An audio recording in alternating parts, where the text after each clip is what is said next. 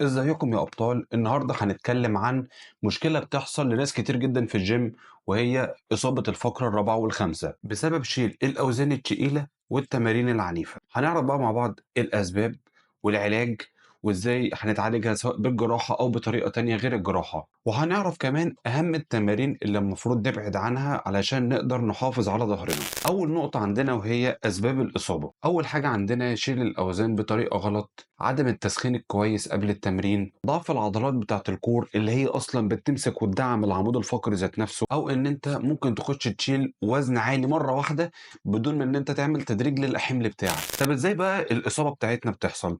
الاصابه بتاعتنا بتحصل بسبب ان ال L4 وال L5 في العمود الفقري، اللي هي يعني الفقرة الرابعة والخامسة، هي من أكتر الأماكن في الجسم اللي بتتعرض للضغط الشديد جدا وقت إن إحنا بنحاول نشيل أوزان تقيلة، والضغط الزيادة ده ممكن يؤدي إن هو يسبب انزلاق غضروفي. ولما بيحصل الانزلاق الغضروفي ساعتها الغضروف أصلا بيطلع من مكانه، وبيؤدي إن هو بيضغط على الأعصاب بتاعتنا، خصوصا العصب الوركي، وده بيؤدي إن هو بيحسسنا بأوجاع جامدة جدا شبه التنميل في الرجل، او ممكن ساعات بتحس بكهرباء، او وفي حالات متاخره بسبب من شده الالم ما بتعرفش تمسك البول او البراز بتاعها للاسف يعني. بالنسبه بقى لطرق العلاج، في طريقين: في طريق الجراحه وفي طريق من غير جراحه. الطريقه الاولانيه من غير جراحه، وهو عن طريق ان انت هتبدا ان انت تقلل الحركه بتاعتك وتبدا ترتاح شويه، وهتروح لدكتور علاج طبيعي وتمارس تمارين للتقويه، وبتاخد كمان ادويه بتقلل الالتهاب وتخفف الوجع بتاعك. في بقى تاني طريقه عندنا العلاج بالجراحه.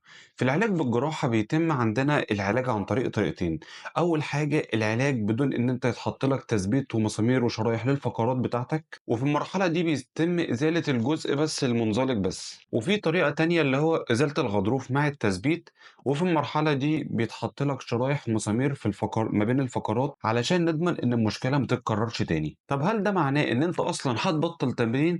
الإجابة قطعا لا. روني كولمان ذات نفسه أصلا يعني عمل العملية دي وكسب بطولة مستر أولمبيا.